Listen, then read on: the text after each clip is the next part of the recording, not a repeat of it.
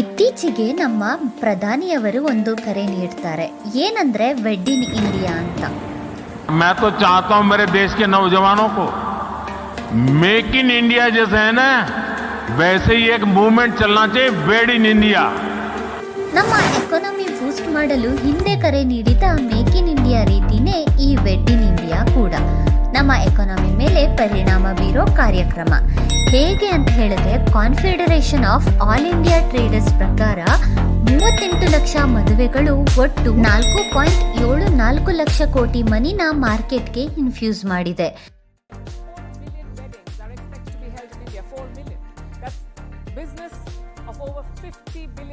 He thrives on is band, baja and barat.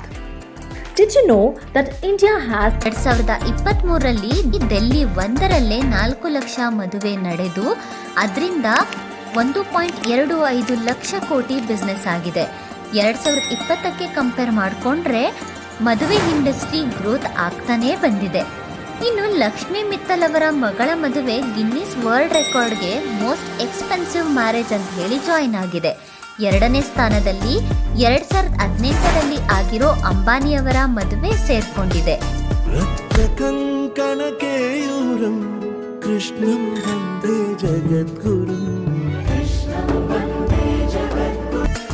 ಇದಕ್ಕೆ ಅವ್ರು ಮಾಡಿರೋ ವೆಚ್ಚ 700 ಕೋಟಿ ರು. ಹಾಗಾದ್ರೆ ಇಂಡಿಯಾದಲ್ಲಿ ಯಾಕೆ ಮದುವೆಗೆ ಇಷ್ಟೊಂದು ಸ್ಪೆಂಡ್ ಮಾಡ್ತಾರೆ? ಒಂದೇ ಲೈನಲ್ಲಿ ಉತ್ತರ ಹೇಳಬೇಕಂದ್ರೆ ಸೊಸೈಟಲ್ ಸ್ಟೇಟಸ್. KPMG ಪ್ರಕಾರ ಇಂಡಿಯನ್ಸ್ ಅವರ ಲೈಫ್ ಟೈಮ್ ಅರ್ನಿಂಗ್ ಅಲ್ಲಿ 20%ನ ವೆಡ್ಡಿಂಗ್ಸ್ಗೋಸ್ಕರ ಸ್ಪೆಂಡ್ ಮಾಡ್ತಿದ್ದಾರೆ. ಇಡೀ ವಿಶ್ವನ ತಗೊಂಡ್ರೆ ಭಾರತ religiously one of the very diverse country. 9 major religions ನಾವು ಇಲ್ಲಿ ನೋಡ್ಬೋದಾಗತ್ತೆ. ಎಲ್ಲ ರಿಲಿಜಿಯಸ್ ಅಲ್ಲೂ ಮದುವೆ ರಿಚುವಲ್ ಅನ್ನೋದು ಕಾಮನ್ ಆಗಿರುತ್ತೆ.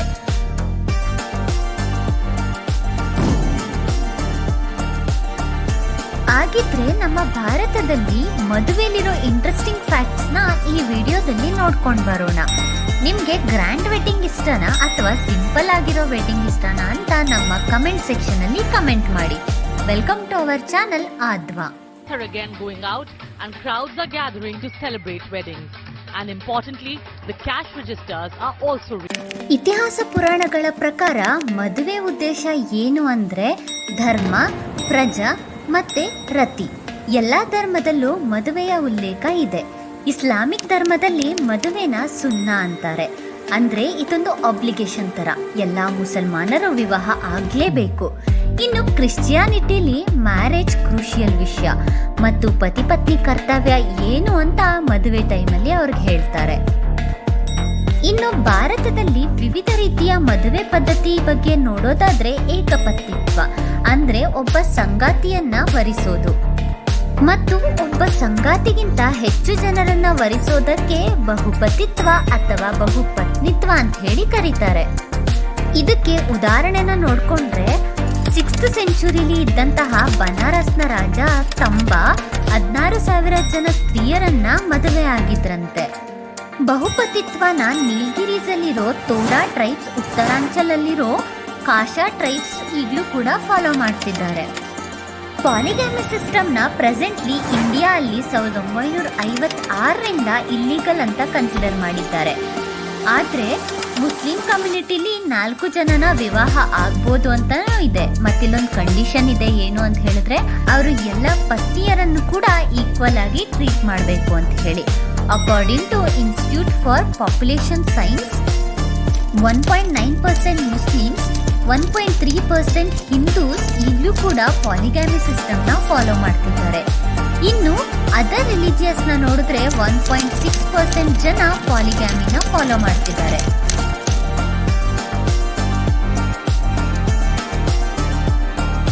ಯೂಶಲಿ ಪ್ರತಿಯೊಂದು ರಿಲಿಜಿಯನ್ ತನ್ನದೇ ಒಂದು ಕಮ್ಯುನಿಟಿಲಿ ಮ್ಯಾರೇಜ್ ನಡಿಬೇಕು ಅಂತ ಪ್ರತಿಯೊಬ್ಬರ ಮೇಲೂ ಪ್ರೆಷರ್ ಅಥವಾ ಸ್ಟ್ರೆಸ್ನ ಕ್ರಿಯೇಟ್ ಮಾಡುತ್ತೆ. ಸೌತ್ ಇಂಡಿಯಾಲಿ, ಅದರಲ್ಲೂ ಮಹಾರಾಷ್ಟ್ರ, ತಮಿಳುನಾಡು, ಆಂಧ್ರ ಪ್ರದೇಶ್ ಮತ್ತು ಕರ್ನಾಟಕ ಏರಿಯಾಸಲ್ಲಿ ಕ್ರಾಸ್ ಕಸಿನ್ಸ್ನ ಮದುವೆ ಆಗೋದಕ್ಕೆ ಪ್ರಿಫರೆನ್ಸ್ ಕೊಡ್ತಾರೆ.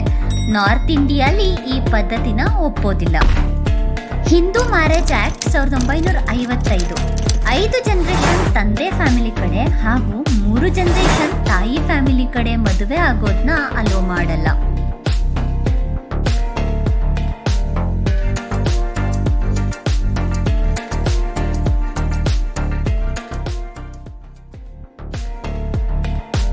ಭಾರತದಲ್ಲಿ ರಿಲಿಜಿಯಸ್ ವೈಸ್ ಮ್ಯಾರೇಜ್ ರಿಚುವಲ್ಸ್ ನ ನೋಡುವಾಗ ಯಾವುದೇ ಸಿಮಿಲಾರಿಟೀಸ್ ಇಲ್ವಾ? ಇದೆ. ಏನು ಅಂದ್ರೆ ವಧುವರ ಕೈ ಹಿಡಿದು ಸುತ್ತುವ ಸಂಪ್ರದಾಯ.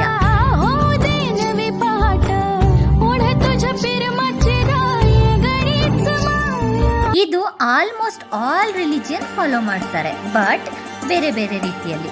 ಫಾರ್ ಎಕ್ಸಾಂಪಲ್, ಹಿಂದೂಗಳಲ್ಲಿ ಕೈ ಹಿಡಿದು ಅಗ್ನಿ ಸುತ್ತಿಸಿ ಸಪ್ತಪದಿ ತುಳಿಸ್ತಾರೆ. ಅದೇ ಸಿಖ್ಖರು ಅವರ ಧರ್ಮ ಗ್ರಂಥನ ಸುತ್ತಿಸ್ತಾರೆ. ಇನ್ನು ಪಾರ್ಸಿಗಳು ಕೂಡ ಅಗ್ನಿನ ಸುತ್ತುತ್ತಾರೆ. ಡಿಫ್ರೆನ್ಸ್ ಬಗ್ಗೆ ಹೇಳೋಕೋದ್ರೆ ತುಂಬಾನೇ ಇದೆ. ಕೆಲವೊಂದು ನೋಡಿದ್ರೆ ಗುಜರಾತೀಸ್ ಪೊಂಕಾನ ಅನ್ನೋ ಟ್ರೆಡಿಷನ್ ನ ಫಾಲೋ ಮಾಡ್ತಾರೆ.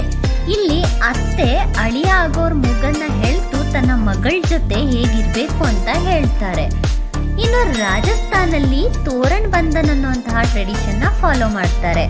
ಇಲ್ಲಿ ವರನ ಸ್ವಾಟ್ ಫೈಟಿಂಗ್ ಸ್ಕಿಲ್ ನ ವಧು ಮುಂದೆ ತೋರಿಸೋದು. ಸೌತ್ ಇಂಡಿಯಾ ಕಡೆ ಗಂಡಿನ ಪಾದ ತೊಳೆದು ಕನ್ಯಾದಾನ ಮಾಡ್ತಾರೆ. ಅದೇ ರೀತಿಲಿ ಗುಜರಾತಿ ಕಮ್ಯುನಿಟಿಲಿ ವರನ ಪಾದನ ಹಾಲು ಮತ್ತೆ ಜೇನಿನಿಂದ ತೊಳಿತಾರೆ. ತೊಳೆದ್ಬಿಟ್ಟು ಅವ್ರನ್ನ ವೆಲ್ಕಮ್ ಮಾಡ್ತಾರೆ. ಇನ್ನ ನಂಬರ್ ಆಫ್ ಡೇ ಮತ್ತು ಗ್ರ್ಯಾಂಡ್ ಅಂಡ್ ಸಿಂಪಲ್ ವೆಡ್ಡಿಂಗ್ ನೋಡಿದ್ರೆ, ಒನ್ ಡೇ ಅಲ್ಲಿ ಜಸ್ಟ್ ಹಾರ ಬದಲಾಯಿಸಿ ಮದುವೆನ ಸಿಂಪಲ್ ಆಗಿ ಮುಗಿಸೋ ವೆಡ್ಡಿಂಗ್ ಕೂಡ ಇದೆ. ಫಾರ್ ಎಕ್ಸಾಂಪಲ್, ಅಸ್ಸಾಂ ಅಲ್ಲಿರೋ ರಾಭಾ ಟ್ರೈಬ್ ಕೆಲವೊಂದು ಮದುವೆ 6 ದಿನ ಗ್ರ್ಯಾಂಡ್ ಆಗಿ ಕೂಡ ನಡೆಯುತ್ತೆ. ಫಾರ್ ಎಕ್ಸಾಂಪಲ್, ವಿರಾಟ್ ಕೊಹ್ಲಿ ಮತ್ತೆ ಅನುಷ್ಕಾ ಶರ್ಮಾ ಮದುವೆ, ಮತ್ತೆ ಕಿಯಾರಾ ಅಡ್ವಾಣಿ ಮದುವೆ ಎಕ್ಸೆಟ್ರಾ. ಮದುವೆ ಅಂದ್ರೆ ಬರೀ ಲಕ್ಸುರಿ ಮತ್ತೆ ಡಿಗ್ನಿಟಿ ಅಷ್ಟೇ ಅಲ್ಲ, ಕೆಲವೊಂದು ಮದುವೆಗಳು ಸಮಾಜಮುಖಿ ಮಾದರಿಯಾಗಿವೆ. ಇದಕ್ಕೆ ಎಕ್ಸಾಂಪಲ್ ನ ನೋಡ್ಕೊಂಡ್ರೆ ಆದಿತ್ಯ ತಿವಾರಿ ಅವರ ಮದುವೆ. ಇವರು 10,000 ಹೋಮ್ಲೆಸ್ ಪೀಪಲ್, ಅನಾಥರು ಮತ್ತೆ 1000 ಸ್ಟ್ರೇ ಅನಿಮಲ್ಸ್ ನ ಅವರ ವಿವಾಹಕ್ಕೆ ಸಾಕ್ಷಿಯಾಗಿ ಕರೆದಿದ್ರು. ಅಷ್ಟೇ ಅಲ್ಲ, ಕುವೆಂಪು ಅವರ ಮಂತ್ರ ಮಾಂಗಲ್ಯ ಮದುವೆ ಪದ್ಧತಿ ಕೂಡ ಒಂದು ಉತ್ತಮ ಸಾಮಾಜಿಕ ಮದುವೆ ಮಾದರಿಯಾಗಿದೆ.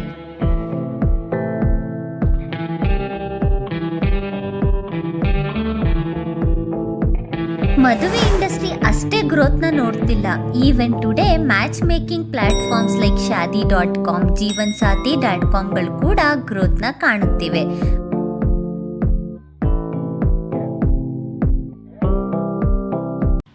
ಕೋವಿಡ್ ನಂತರ ಅತಿ ವೇಗವಾಗಿ ಚೇತರಿಕೆ ಕಂಡ ಉದ್ಯಮಗಳಲ್ಲಿ ಈ ಮದುವೆ ಆರ್ಥಿಕತೆಯು ಒಂದು. According to CAIT, COVID situation ನಲ್ಲೂ 25 ಲಕ್ಷ ಮದುವೆ 1 ತಿಂಗಳಲ್ಲಿ ನಡೆದಿದೆ. ಅದರಲ್ಲಿ 1.5 ಲಕ್ಷ ದೆಹಲಿಯಲ್ಲಿ ನಡೆದಿದೆ. ಇನ್ನು ವರ್ಚುವಲ್ ಮ್ಯಾರೇಜಸ್ ಕೂಡ ಯಾವುದಕ್ಕೂ ಕಡಿಮೆ ಇಲ್ಲ.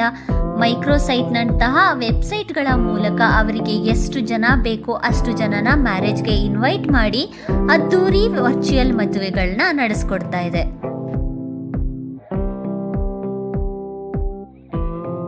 ತಜ್ಞರು ಹೇಳುವ ಪ್ರಕಾರ ಮದುವೆ ಇಂಡಸ್ಟ್ರಿಗೆ 200% ಗ್ರೋತ್ ಆಗುವ ಪೊಟೆನ್ಷಿಯಲ್ ಇದೆ. ಇದು ನೋಡಿದ್ರೇನೆ ಗೊತ್ತಾಗುತ್ತೆ ಸಮಾಜದಲ್ಲಿ ಮದುವೆ ಅನ್ನೋದು ಎಷ್ಟು ಇಂಪಾರ್ಟೆಂಟ್ ಅಂತ. ಇನ್ನೊಂದು ವ್ಯತಿರಿಕ್ತ ಬೆಳವಣಿಗೆ, ಸೆನ್ಸಸ್ ಡಾಟಾ ಪ್ರಕಾರ 5.3 ಮಿಲಿಯನ್ ಇಂಡಿಯನ್ಸ್ ಮದುವೆ ಆಗೋಕೆ ಇಷ್ಟ ಇಲ್ಲ ಅಂತ ತಿಳಿಸಿದ್ದಾರೆ. ಇದಕ್ಕೆ ಕಾರಣ financial insecurity. Mint CPR millennial survey 4 ಜನ ಯೂತ್ಸ್ ಅಲ್ಲಿ ಒಬ್ಬರು ಮದುವೆ ಅನ್ನೋ ಕಾನ್ಸೆಪ್ಟ್ ನ ರಿಜೆಕ್ಟ್ ಮಾಡ್ತಿದ್ದಾರೆ. ಇವಿಷ್ಟು ನಮ್ಮ ಭಾರತದ ಮದುವೆಯ ಕುರಿತ ವಿಡಿಯೋ. ಹೀಗೆ ಪ್ರಪಂಚದ ಬೇರೆಡೆಯಲ್ಲೂ ಅವರದ್ದೇ ಆದ ರೀತಿಯಲ್ಲಿ ಮದುವೆ ಉದ್ಯಮ ಬೆಳೆಯುತ್ತಿದೆ ಅಂತ ಹೇಳ್ತಾ ಈ ವಿಡಿಯೋನ ಎಂಡ್ ಮಾಡ್ತಿದ್ದೀನಿ. Thank you for watching. Please share and subscribe.